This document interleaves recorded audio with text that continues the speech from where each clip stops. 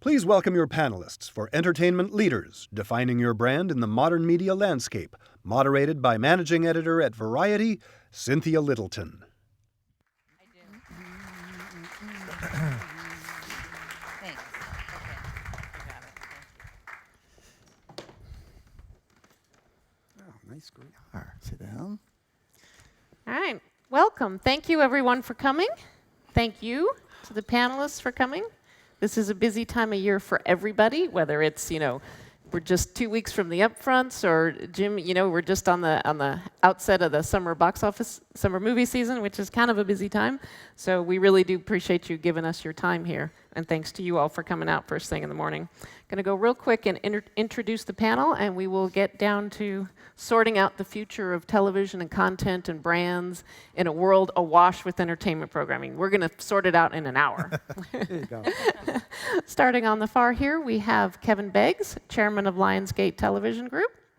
Next to Kevin is Mark Burnett, president of MGM Television and Digital Group, and one of the busiest producers in prime time today. You've heard of some of his little shows like Survivor and Shark Tank, and a little show that runs on NBC called The Voice, which we are, as usual, reliably was #1 in its time slot last night, which is just how you like it. Yeah, great.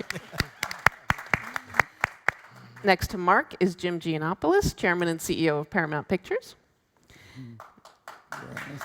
There you go. Oh, Byron, thank you.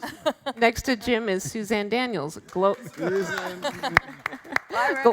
global head of original content for YouTube, and the only panelist that can honestly sit here and say she has a billion viewers at her disposal at the drop of a hat. And next to Susanne is Bob Greenblatt, chairman of NBC Entertainment.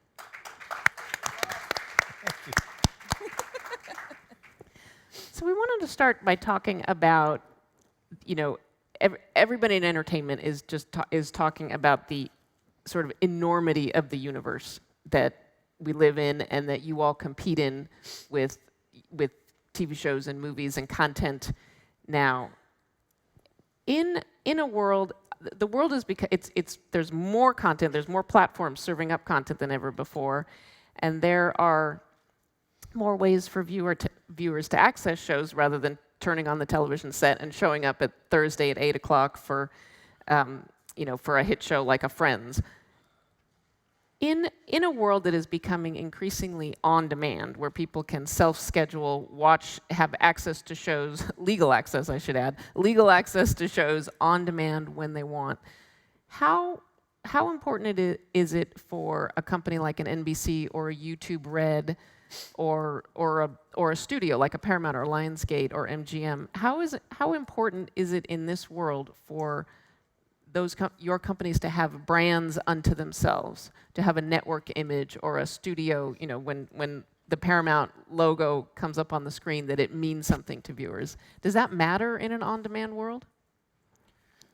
Well, I think it does and it doesn't. I mean, we're very proud of the NBC brand, and it's, been in existence for decades, and it means something on the network and on the linear network, and the NBC Peacock travels with a lot of our programming when it goes to, many other platforms. But I really believe that, as you said, there's so much out there for a consumer to choose from that people watch shows and they watch movies. They don't wake up and say, I want to watch an NBC show or a Paramount picture. They go to the thing that they've heard about, that speaks to them, that, they connect with emotionally, and that's fine with me. I'm happy to have the brand on the home network. And then beyond that, I just want people to find my shows among the literally thousands of shows that are out there. Mm-hmm. Yeah, I would say on The Voice, for example, I remember probably 8 years ago, Bob, we were talking, at one point it was The Voice would only be available either on NBC or NBC.com. And we quickly figured out that wasn't smart. The Voice should be available everywhere. And now, for example, Twitter can affect the outcome of The Voice in voting. We have a version of Voice on Snapchat with a real winner.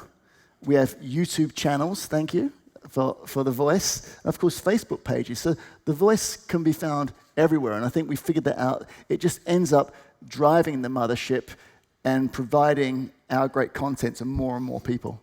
More people associate carpool karaoke with YouTube than they do with CBS. But I agree with Bob in that it does and it doesn't. That's exactly what I was going to say when you said it, is that I think you need a brand to at least have a halo effect and stand for premium content so that people want to go check out your content there. But beyond that, unless you're a niche player like the Food Network or HG or something that's going to drive something specific, a viewer for a specific reason, I think it's less important. I think the show's the thing, the play's the thing. The play's the thing. As you are building YouTube Red, your subscription, your premium platform, do you give much thought to making sure that people know what YouTube Red means, or are you more focused on bringing people it's really been very, very interesting. I've been there almost 3 years now, and when we first started, we started programming with only YouTube stars, with the thought of fishing where the fish are in terms of subscribers that were already in rotation. But what we quickly found out from the viewer themselves, which is one of the reasons I love working at YouTube, it's a real two-way street, and we get a lot of feedback, is that they wanted premium content if they were going to pay a subscription fee. If they were going to pay a subscription fee, they didn't want anything that they felt they should be offered for free. If it felt like it could exist on YouTube AVOD, Advertiser Video on Demand, our main funnel, they didn't want it. They want if they're going to pay $9.99 a month, make it something special, make it premium, make it longer form. Then that's where you guys come in. Well, for us, I think Bob's right. Paramount or any studio, perhaps with the exception of Disney, are not consumer-facing brands. People, as Bob said, they don't go see a Paramount movie or a Universal movie, but it is a B2B brand in the sense that people who have IP, people who want to bring projects to get made will more often look to a studio because of its legacy of storytelling, because of its scale, because of the depth of its pockets. So that helps in that respect. And then when you're in the theater, sure, but then you're already in the theater.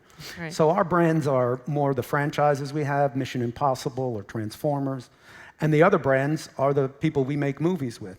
So Jim Cameron's a brand, or Leo DiCaprio's a brand. And those are the brands that hopefully don't walk out the door every night, as they say, that we have ongoing relationships with, because they are our most important brands. But don't tell them, because that's going to cost us more money. Yeah. Keep that to yourself. Do you, for the studio folks that are selling content to platforms, do you think about the platform as a curation vehicle? Does it matter to you that you're selling a show to Netflix or to an FX that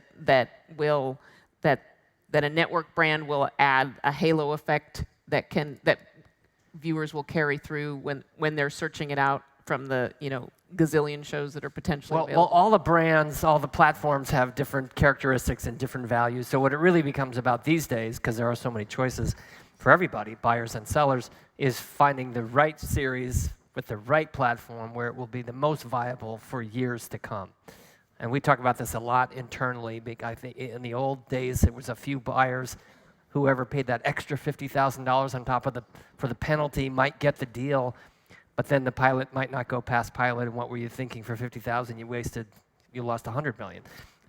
So it's often about who's in charge, how long have they been there, are they really believers in this, is it coming from the top, is this hugely supported, and that's what influences us. And as Jim said, it's a bunch of small brands that studios collect, whether it's the Hunger Games or Mad Men or Step Up, which we sold to Susanne at YouTube Red. Those are the brands that we mostly deal with, and then try to find the right homes for them. I think it's also really important economically for me as I'm doing both big scripted shows and obviously big reality shows. Where am I getting the best opportunity for foreign rights ownership, which is a huge deal. In my big reality shows, I got my shows airing right now in 70 different countries, many of them in different formats, being made locally in that country, taking our idea with their own host and their own country's talent. And therefore, when you look at it, for example, certain things right now, I'd say like Netflix, is less attractive to me. I'm friends with Ted, we all are. But if I'm going to be given a fee, I'm not a fee producer. I want to own my IP around the world and either do formats or sell that show tape to another 70 countries. And if someone's doing a global deal with me, it's much less valuable. That's why, for example, right now with our own channel, Epics, we can make those deals for people where we can give them the foreign rights because we're launching a channel. that makes us get much bigger talent right now, because nobody wants to do a deal where they're just getting a global deal, unless certain people, maybe Ryan Murphy, if you're getting $300 million for the privilege, but most people want to have their share in the foreign outcome. Well, I mean, that raises an interesting point about, you know, the changing nature of competition in this business, that the big drivers of change and disruption right now are, of course, you know, YouTube is coming online, both with your original strategy and becoming, you know, the virtual MVPD of offering a package of channels all over the top, very different economic basis than the traditional, you know, than the world in which you all grew up. The question of, and I would love, Susanne, I'd love your perspective on the question of what does having that global platform do as a content generator for you? Do you find that being able to talk to creatives and say, you know, this show can reach such a wide audience that is certainly not bounded by the U.S.? Absolutely. I think it completely depends on the show and the talent and their goals. I hear Mark's point of view, and I think that's completely valid, that it's going to be more lucrative for him long term to be off broadcast and have the global rights to sell. But at the same time, when we did a show with Lionsgate, with Kevin and Kevin Hart, called What the Fit, Kevin Hart wanted a global platform.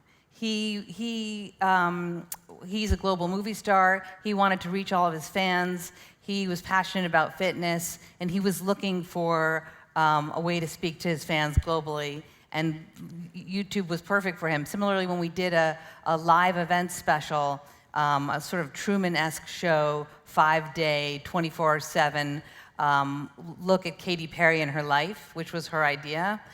You know, she only talked to YouTube and Facebook about the potential of working with us, and at the end of the day, YouTube was the place that she chose to tell her story, because we were the only ones that could sustain and had that kind of reach and technology to live stream 24/7 for her on her channel. And Bob, when you hear that, does that make you concerned about the future of being able to compete with NBC for those kinds of? Well, no, I just look at it as a big opportunity. You know, in the old days, the broadcast networks were international. I mean, not literally international networks, but the programming, you know, the ERs and the West Wings went all over the world, and they were the #1 shows in all the foreign markets. And we know that world has changed, and all these new platforms now exist where there's, you know, indigenous programming that's being done, you know, locally, which I think is a great thing. But it just makes us raise our game that we need to, you know, put shows on the network that then are interesting to the rest of the world. And at the same time, our company needs to grow its international footprint as well, which, you know, we're probably, of all these people up here, we're probably the most, you know, domestic of the companies. And I think you're going to see in the next few years an enormous outreach to the rest of the world, because, you know, global is really the thing, as everybody knows. I think from what we all know, there's a bit of arm wrestling over a platform called Sky going on at a high level there. I would say we're going to move forward through the process very collegially.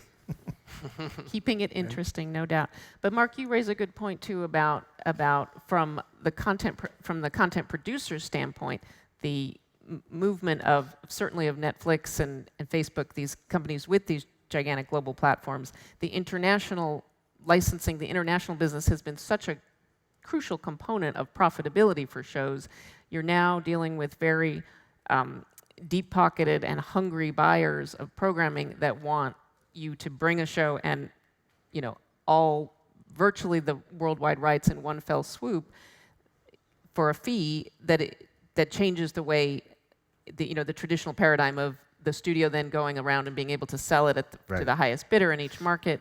I'd love to hear from Kevin and Mark and Jim in terms of, you know, what kind of calculation that becomes when you're looking to do, if you have a property that is being sought after by a Netflix or by a more... You've got to make hits, Cynthia. I mean, basically, if you're not a hit maker in what we do, you have a big problem, and that creates leverage. So certainly in a lot of my big studio shows, I have leverage for the right deal. I'll come in with big talent, a big idea, and I'll get those foreign rights, and we'll share with that. So for example, certainly with Bob, we're both benefiting right now globally from The Voice and other shows. But it does come down to, remember what we do for a living. We try to emotionally connect with millions and millions of people. If we cannot do that, we're failing at our job. Then once we have something that emotionally connects, we're trying to collect absolutely as much money. Money is falling from the sky globally. We have buckets, and we're running around collecting money. And that money is falling in our buckets if we have the most connective content in the world. And there's lots of ways to collect that money. And if you haven't got the hits, though, you're doing the wrong thing. Right, I always say, people ask me a lot, what's the difference between you've worked in broadcast, you've worked in cable, you've worked in digital, and I always say the essence of what I do is exactly the same no matter where I go, because it's about creating content that will resonate with as many viewers as possible and connect with them. That's right. I just jump in and also say, to your question, we look at each show individually, and if there's a deal to be made where Netflix wants to buy the worldwide rights, and that's a better situation than we think we can do in terms of our international, sort of distribution, or if we want to make a deal with Hulu domestically and Hulu's not international, so we can make an Amazon deal internationally, and that's a one-stop shopping deal. For certain shows, that makes sense, and other shows, we're going to sell territory by territory. Don't get me wrong, we still have enormous reach in every country in the world with this organization, NBC Universal, and we sell movies and television shows very, very competitively around the world. It's just sometimes it makes sense for these deals to go different ways, and we really look at each show and each deal and evaluate them and try to make the best deal.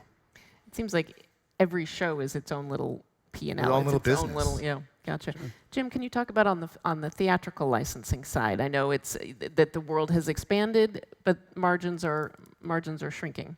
Is that a fair assessment? Yes and no. I think there's a lot of discussion about the secular changes in the theatrical market.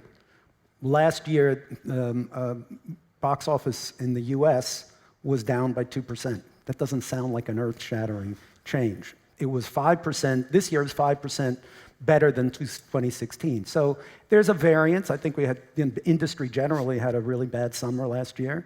And then September came, and it was the biggest September in history. And so was this past February. So I don't see it that way. I think it is really what everyone in various ways has been saying. It's the quality of the content, and can you get people's attention?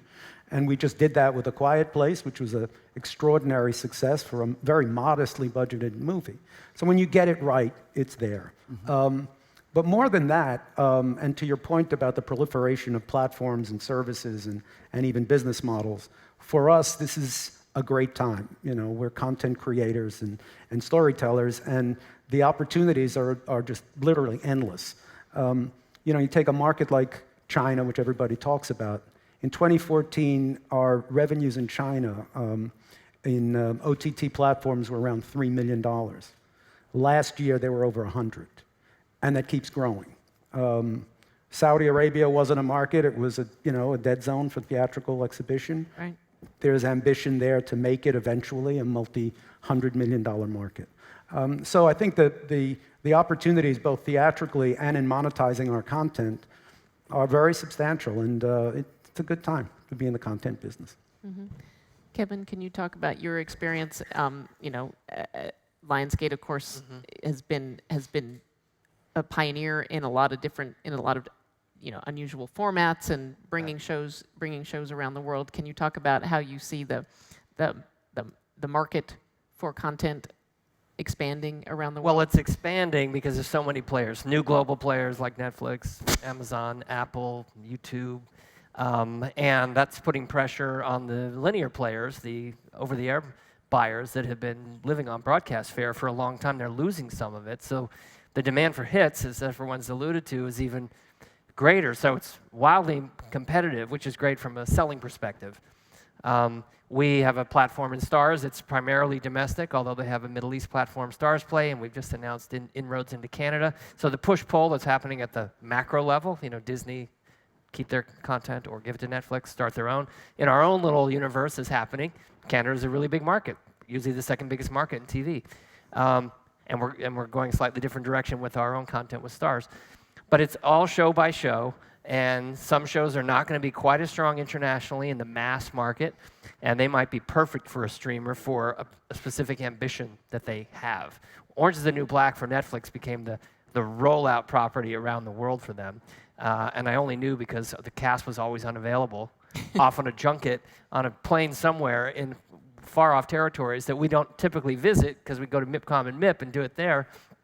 But that really showed us what they were doing with their shows, that being one of their biggest at that time. And it's emblematic of the entire business. And they're one of many players. And more coming up because local SVOD players are banding together to compete, and that's all good for business. Mm-hmm.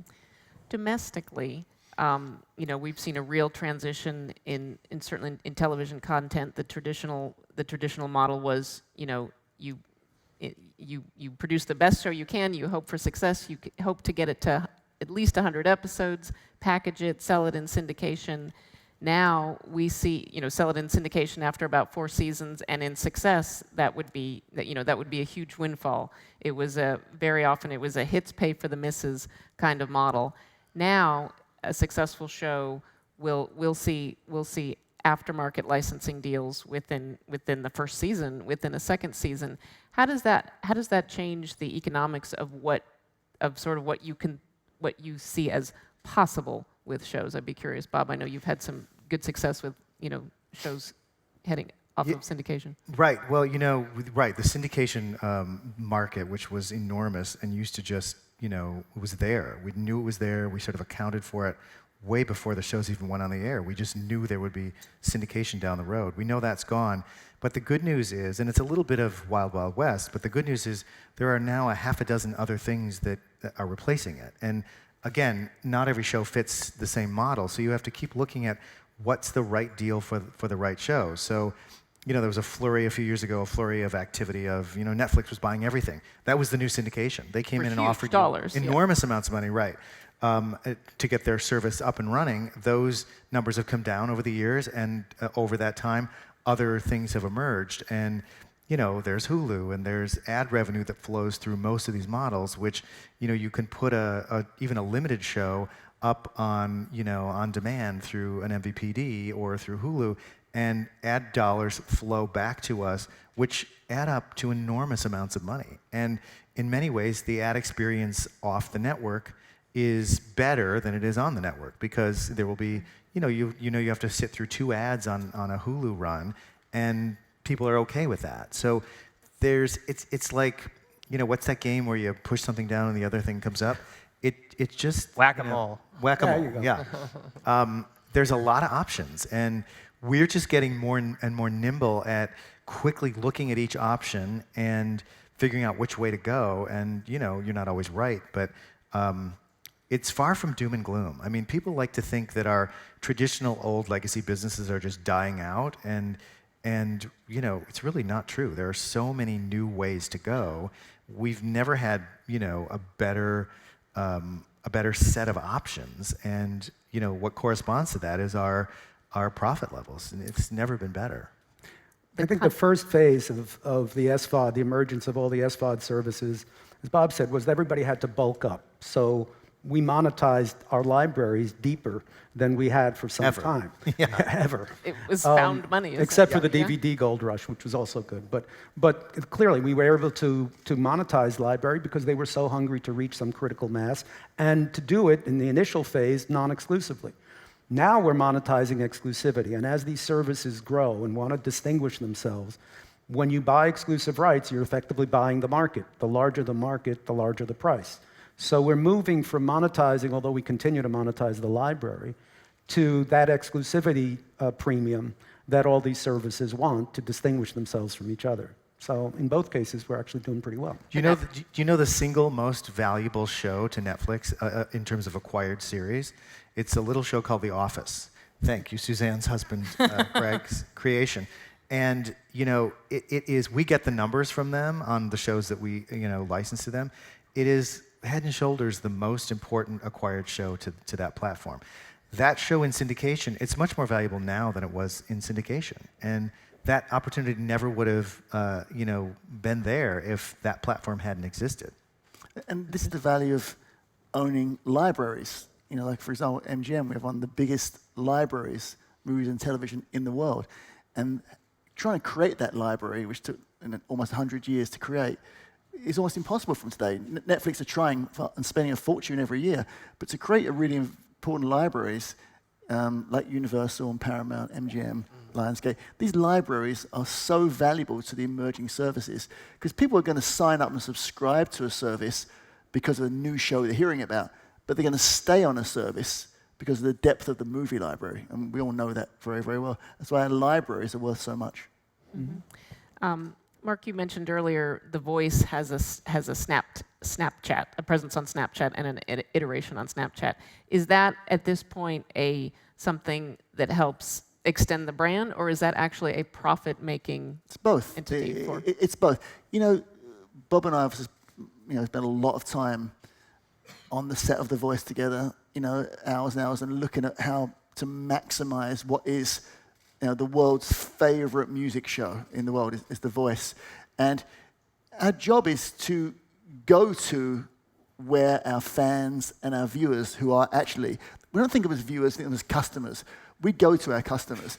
Why would we simply just have The Voice on NBC and NBC.com and therefore maybe not reach another 20 million people that we can? As long as we can use it in two ways. We're marketing the mothership of NBC, and we're also receiving much, much more money in those buckets as that money's falling from the sky, and we're running around collecting it. That's our job. I run around behind Mark collecting the money that falls out of his bucket. I'm very good at running around with a bucket, trust me. You can ask all these guys. They've all paid me at some point. I will just add that Snapchat is an important thing for NBC. We got on the Snapchat train early as an investor. But also, the beauty of these other platforms is they can reach audiences that aren't going to sit down and watch a television, on a certain time, on a certain night. And the Voice show on Snapchat, which our coaches all got involved in and with a lot of excitement, reaches a very young audience, which hopefully are new customers to the network eventually, to the show eventually. And if not, they saw the show on Snapchat, and we made some money off of that. Mm-hmm. It's a win-win. Other layer of production. Susanne, can you talk about in terms of developing, as you develop content? I know you've experimented with some shorter form series and some more traditional, comedy and drama formats. Can you talk about what the platform and the environment that you're in YouTube, as opposed to traditional networks that you've worked at before? Can you talk about what that platform does for you in terms of, does it free you up creatively to explore things that you wouldn't if you had to fill a half-hour or an hour-long slot on a linear network? I do approach it a little bit differently. As I said earlier, the essence of what I do is the same, but I had to let go of thinking about time slots and what's going to be my 8 o'clock, and 9 o'clock, 10 o'clock show. And I had to learn. I learned quickly that the audience really wanted a binge release on demand. They much prefer that than weekly for the most part. So that was interesting. And I think when you think about an audience binging content, you can think about your content a little bit differently too, because you almost can think about it as an entire arc and movie. Not that you don't think about that when you're doing weekly, but when you know they're going to watch it instantly right after the next, it's almost like a 10-part movie, if you will. So when I first got there, I remember we were launching one of our first shows, and I said to my marketing team, "When are you going to start, radio, national radio buy, like 48 hours in advance?" Did they laugh at you? They laughed at me. Yes, they said, "No. We won't start anything before. We don't start marketing till it's up on YouTube, because the minute they see marketing, they want to click on it and get it, and if they can't, they're frustrated." So it's not just an on-demand world in terms of watching, it's an on-demand world in terms of marketing and the change that creates for marketing. We don't really start marketing our shows now till we launch them, and maybe even a week after we launch them, and let them get word of mouth. Oh. Do you see, Bob, I'm curious, do you see changes with that expectation that it's the instant gratification generation. Do you see that changing for? Yes and no. I mean, on the network itself, it's still a little bit the traditional way. You have to build expectation and market something. We're not marketing as far out as we used to. I think the whole world has moved to a more instant sort of gratification. We used to get a lot of benefit out of marketing weeks and sometimes months ahead, but we have found increasingly that the real push is now 2 weeks and even 1 week before. So it's kind of going in that direction. But this is a totally different platform than what we have. So you would expect there to be some differences. But yeah, we're sort of trying to figure out what the consumer wants and be as efficient as we possibly can in spending this money. Mm-hmm. I'd be curious the perspective from the studio side. Of course, there's historically always been some tension between the content maker and the network that is platforming it. Would you say that the decisions about marketing and how even the potential digital extensions of a show, are those more vigorous conversations nowadays? I would imagine they'd have to be. Well, I think everybody's jumping in to do more because they're, again, in a 500-show scripted primetime universe, how do you break out? So it's called Handmaid's Tale. Exactly. That's how you break out. Well done. An MGM show for an Hulu. MGM show. But on Step Up, as an example, we spent a huge amount of time internally at Lionsgate marshaling whatever we could bring to the party on the marketing side across our film, our 400 million Facebook followers, across our film franchises, the Wendy Williams show, and our daytime arsenal. We did a whole episode around the cast, and a whole bunch of other things to augment or just add on to whatever Suzanne's group was already doing, which was a whole bunch of stuff that we couldn't really have much visibility into. There's a lot of anxiety amongst producers in digital because the traditional, like, okay, I saw the billboards, I heard the radio spot, so there's just calls after, nothing's happening. They're not doing anything. The show is just dead. And it's doing great. They're loving it. They're marketing in their own way, and it's not the same way you're used to. So between those two, I think we got a really good launch out of Step Up together and pulling from where we could. And I think it's quite a communal thing these days to try to launch something big together with all the tools that you can both bring to the table. My marketing team, oh, sorry, Jim. No, go ahead, please. My marketing team is able to target niche audiences on the platform. So with Step Up, not only could they target with on-air promotion, the equivalent of on-air promotion for what that is for us, dance lovers. They could target people who'd searched Step Up. They could target people who liked any form of dance show that they were already watching and searching for. So it really helped ignite an audience fandom for Step Up right away. I mean, it's no longer, we're not in a world anymore of throwing tons of money in, just hoping it might find people. Right. And we have data analytics. I mean, some of it's scary. I mean, there's companies we hire that actually know your ISP address, and while your smartphone is on, it can hear what's on the television, record that. So for example, if we were going to market, let's say, The Voice, why wouldn't we know that someone who's watching America's Got Talent is in that kind of mindset? So your phone is recording while you're watching Got Talent. It's got your address where you are, and we know where to spend money. The more people are watching in that area. I mean, it's scary in some ways, but like that. If you think of it, what are we all doing? We're either trying to sell products through advertising, or sell tickets to movies, or sell subscriptions. So we're actually in the sales business. And therefore, why on earth is the equivalent of stupidity? Would you buy the names in the phone book to sell Mercedes, even if it was 1/1000th of a penny per name? Or would you rather buy a name of somebody who bought 3 Mercedes in the last 12 years and makes $250,000 a year? I'd always want the person who's going to buy the Mercedes. We have that data now, and that's how we can be much wiser of our marketing spend. Yeah. I mean, the sophistication in our marketing departments is incredible these days. We don't do anything really the old-fashioned way. I said we do things traditionally in that we maybe spend time ahead of the launch of a show, but the way we do it, in the way the sophistication of the digital marketing and the data, as Mark alluded to, is really kind of an extraordinary business unto itself. We know how to speak to people who we, we never could speak to before, who we think have a leaning into what we're already offering.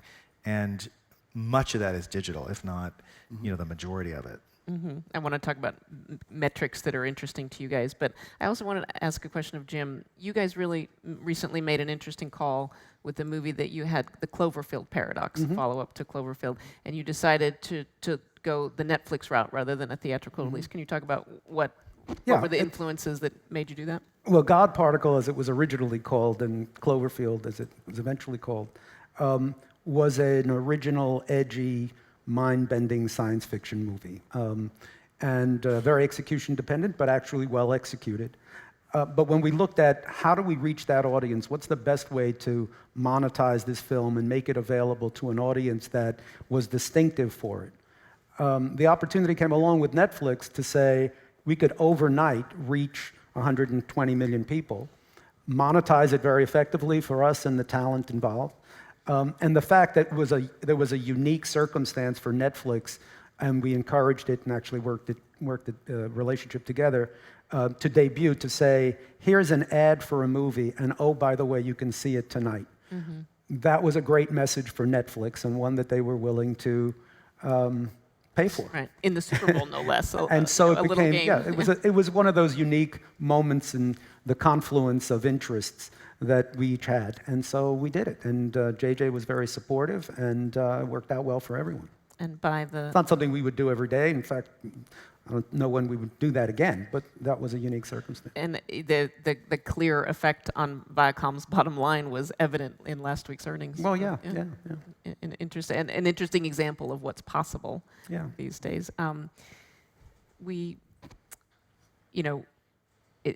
There's so much focus on, right now, the shifting economic paradigms.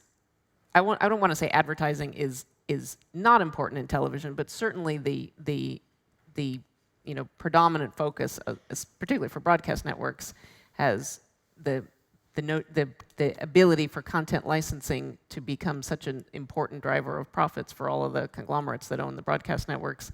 You're really seeing those numbers shift, but upfront season is almost upon us, and it is that time for networks to shop their wares. For years now, people have lamented that the measurement systems, the way advertising, the way networks get paid for advertising is having ratings, and the measurement systems that track those audiences on all the different platforms that we've been talking about have far lagged the reality of how people are watching. But I'm hearing optimism that it's really starting to catch up. Do you feel like that the worm is starting to turn? I do. I would say we have the probably most forward-thinking, sophisticated sales operation out of any of the television companies. We started doing this, earlier than everybody else. Nielsen, everyone's been pushing Nielsen. We have as well. They're stepping up, and there's a lot of data and analytics that they're now able to measure that we could never get before, which is part of the, total picture we look at. But we have people at our company that, also, we're doing our own measurement systems for many different platforms where we can't get the data quickly from Nielsen, where everybody will adopt it. And then it becomes our job to sell the veracity of that data to the advertisers, and I think we're as good at that as anybody has been, which is why, we keep growing and growing and growing, with each upfront. It isn't just, old-fashioned advertisers stupidly going to the trough to, give us a lot of their money because they think our shows are good. There is real science to this, and you would think, the advertisers would have pulled back. They moved, money to digital. We're in digital. We're everywhere. We can sell our shows through all these digital platforms. You just have to be able to measure that audience and deliver a reasonable number to the advertisers that they will, adopt. And all that is working in our favor, and I think we're only getting better and better and better at it. 30 to 40% of the total viewing of one of our shows happens off the network in digital platforms. And that's a lot of money left on the table. That's a lot of money. Numbers aren't exactly. Viewers aren't counted. A few years ago, we weren't really getting anything for that, and in the last couple of years, we've caught up, incredibly well. And I think that only gets better and better and better. And the viewing is going to move more and more digital. It's going to, go further in that direction. So we have to be there, and I'm happy to say we are. When you see Also, I say as well, Bob, that integrations are such an important, where the brands are integrated into the content itself. So you can't fast forward through it, and in viewing it 3 or 7 days later, you're still seeing the brand integrations. It's a huge part of what we do. It's a lot easier on non-fiction reality TV than it is in scripted, but it's happening in both. Right. Those integrations, by the way, create an emotional connection with a viewer. And there's no question the amount of products sold through integrations is enormous. And most advertisers now are wanting those integration packages, which we create. Right. We're all getting more sophisticated about how to prevent the audience. We know the audience doesn't want to sit through a commercial. We know that's just a fact of life. Otherwise, we wouldn't see explosive viewing on digital platforms where there is either no advertising or much more limited advertising. So we're getting smarter. The advertising, institutions are getting smarter about how to serve that advertising in a way that is, not just a sort of turn-off to the audience. Integrations is one of it. We've launched this new initiative, this year, which we're getting everybody to the table, hopefully, on, where we're going to try to take the first break in every one of our shows and reduce the length of it and the number of ads. So hopefully down to, and all this is, devil's in the details, but we want to reduce what could have been a 4 or 5 minute break to a 1 minute break. Now, you can't give up inventory unless you raise the price. But advertisers... You're going to need to get a lot for that 1 minute that you do. Exactly. But we have studies, and we've been doing this very forensically. We know the retention and the attention to those ads, if there are 2 30-second spots or 1 1-minute spot in a pod, are so much better that the advertiser is going to be willing to pay for, the value of that. And it's a better experience for the consumer. Now, we've got to figure out how to make it all work and make up for the lost money and all that. And we're at the beginning of that process. But, we've been saying... I'm surprised it's taken this long, really. I know, right? I mean, it's been an evolution for a long time, right? It was the overnights, then it was the L3, and it was the L7, and now it's a multi-platform view. But when I was at Lifetime, 10 years ago, we went to Clairol, and we said to Clairol, sponsor Army Wives, and let's do it in an interesting way. Like, sponsor the whole episode. Let's just have one break in the middle of an episode, and it'll be brought to you by Clairol, and we won't have any other commercials.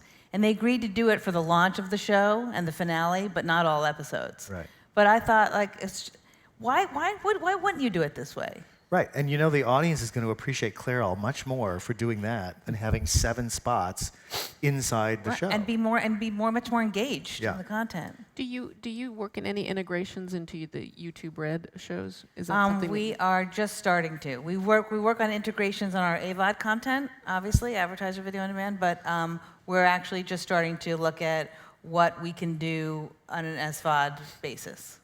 Mm-hmm. That's correct. We're going to open, in a few minutes, we're going to open it up to questions, so think of some good ones.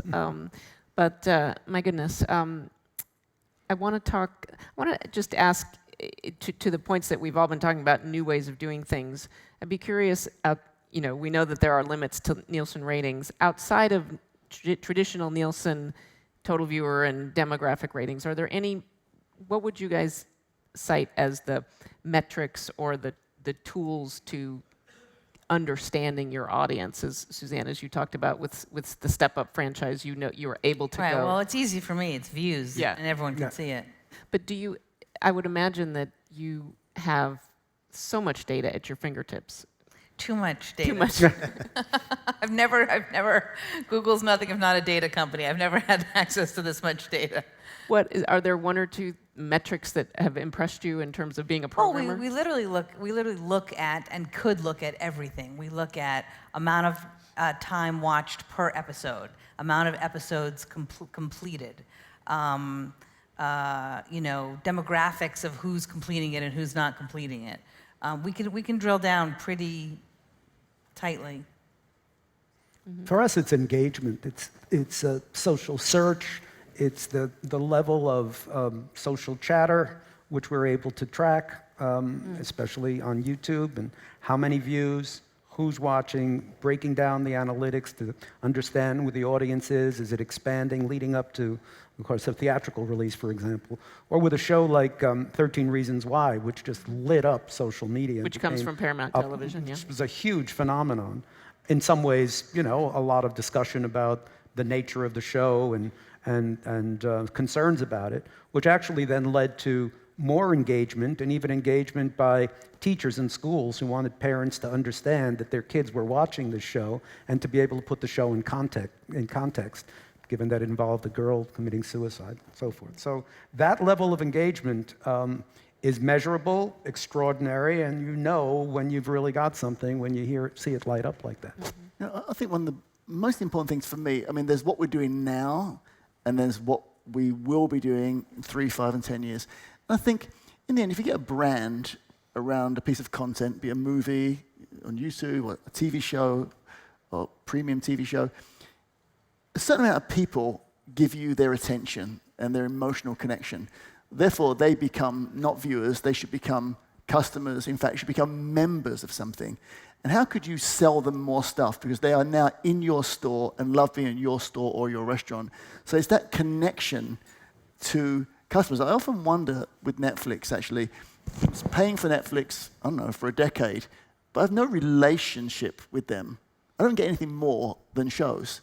And I think that the future I would think about would be, how do you take that relationship with the person paying you for content and have a much bigger relationship? What are you doing with them? Are you selling them travel services, banking services, all different things you could be doing? Probably the closest thing to that in our world is Amazon. Because Amazon, actually, I'm getting content from them. I'm also buying stuff from them. So I've got a much deeper relationship with Amazon. But this is the way I think to think going forward. Take the data so you learn something. But remember, it's about the why. Why are we doing it? We're doing it to make money by providing content. And in that relationship with that content, what other things can we do with that same person and make more money and more of a relationship, more money through that relationship? Kevin, are there things, is it ever frustrating for you for selling shows to sort of walled garden platforms like Netflix, you don't have as much visibility into viewership? Well, when you're licensing pre-existing shows, like Bob mentioned The Office, you get the data on that, or movie packages. But on the originals, everybody's pretty tight-lipped. It's kind of an unofficial grading system, which is, excellent, means it obviously did well. And then, we'll see is like that C+ that you got in chemistry in high school. So you're not sure if you're going to be back for another semester or you're going to be kicked out of school. So, so we gauge it on all the things that everybody mentioned. And then I think on the shows we get excited about is there a cultural conversation going on, like Jim mentioned about 13 Reasons Why? Is this being talked about in a lot of hallways and places, whether it's an Entertainment Weekly or on NPR or in the New York Times? We got a nice send-off for Nashville in the New York Times last week, which was, really gratifying to do a show for 6 seasons. It went from broadcast to cable, and, a devoted writer at the New York Times saying this is like a heartbreaking moment for her, and she went into all the history of the show, which was amazing. And that's a win for us in a world in which, metrics are fluid, and you don't always know what the metrics are, and you want to have had an impact. So that's part of it. It goes back to Mark's point about hits. And a hit obviously is ratings, but a hit is also something that people are talking about, and they can't stop talking about it. And we always want to be in the middle of that as a supplier of films and television. Mm-hmm. And I should mention on 13 Reasons, Netflix was very actively engaged with Amy and her team and the television group and coordination of marketing and social media activations. So it was a great working relationship, even though they owned the show and it was on their platform. And they could have just said, well, we're on with it. But we worked very closely together, and they were great. Mm-hmm. It did make a big impact. This is the week of our Brandcast, which is our upfront. It's on Thursday in New York. And Adweek magazine came to us and said they wanted to put on the cover this week a photograph of the stars of our new show, Cobra Kai, which is a spin-off of Karate Kid, which we're also launching on Thursday. And when my head of PR came to me and said they want to put Ralph Macchio and Billy Zabka on the cover of Adweek, my first question was, do they know there's no ads in the show? And she said, yes, they don't care. And I said, okay, great. I'll take the cover. But it just sort of, I think, goes to show you what just the changing environment. This feels like there's no rules. It's a weird time right now because there is more content, there's more avenues to get your message out, and yet in just like kind of strictly in the investment community, there's a lot of doom and gloom about the content business. It seems like it's a best of times, worst of times. Is that frustrating at all for you, that the kind of perception is that particularly the more traditional, not so much YouTube, but the more traditional platforms are challenged going forward from a profitability standpoint? Yeah, it is for me to a certain degree. I spent the last 6 or 8 months, really telling this story that broadcast television is far from the dying dinosaur, and that we can now track the audience, we can measure it, we can monetize it in all these digital platforms, and the total view of our programming in the world, not just on the NBC network, the linear network, is a really incredible story. And the press to some degree wants to just look at the nightly ratings and go, oh, the 1 rating or the 0.8 rating, it's a disaster for television. But that's just one part of the story. So that's the crusade that I'm on. But I think it's an extraordinarily exciting time for buyers, for sellers, for the consumer. Everybody has choice. My only negative is because there's so much volume, there are a lot of great shows that will probably never be seen by a lot of people because we just can't keep up with them. It is a negative. I still haven't seen Ozark with Jason Bateman. Great show. And I know I'm going to love it, and I just haven't gotten to it. There's just so much. Volume. It's crazy. I think it's the best time ever. I mean, I don't think, I've been doing this a long time, I've got more shows on broadcast and cable than I've ever had. 31 shows right now, of which I'm personally producing about 12, and just sold 2 more. I mean, literally, it's hard to keep up with it because there's so many places that want to buy emotionally connective content and reach the world. So, we've heard for the last 15 or so years, content is king, and it seems it's just a cliche. Actually, right now, content really is king. And if you're in our situation, we are the kings. We're making the best content, and people need us. I think you should end the panel on that personally. Yeah, I'm with Mark. Actually, I go to the Church of Mark Burnett. Yes. We have a hard out here in a few minutes, and so forgive me. We are actually not going to open it up to questions, but I would like to ask. I know this is a little esoteric. We've been talking about businessy stuff, but I want to talk because I'm always fascinated about, especially in large organizations, how do you foster an environment where people feel like they can do their best creative work, whether it's looking at audience data or coming up with a marketing campaign or an advertising campaign.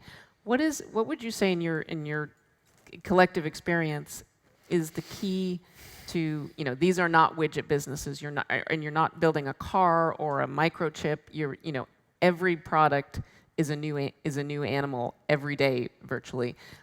How do you run an organization that fosters that kind of creativity? Well, I think it starts with creating an environment which is collaborative and collegial, which is true of just about any business or any business that's going to be successful, in which the various elements that inform the process of getting to making a movie or launching a show are in sync. And where there's, in the creative process, less tension and fewer silos and all of that. But if there were 3 things, I think the first would be passion. Creative people need to believe, and I tease them sometimes, that they need to believe that the movie they're making is going to be the greatest movie in the history of film or TV show. And they need to believe that passionately. They need to be advocates, because whether they're selling outside or coming to a green light decision internally, which ultimately comes to me, but is a collegial effort, they need to be advocates for that. They need to have courage, and you need to instill in them that courage and the belief that it's okay to fail, because you will. And that's part of the nature of making content. It's an imperfect science, and so not everything's going to work. So I think if you put those elements together there, where you're encouraging people to be passionate, to be advocates, to have the courage of their convictions, and to recognize that, risk and occasional failure is going to be part of the process, that's the best I can think of. Well said. Well said. Yeah, I agree with that. The theme music is playing, but thank you so much. I ran out the clock. I'm sorry. I didn't mean to. That's all right. Thank you so much, everybody, for your time. Appreciate Thank it. you, Thank you for coming.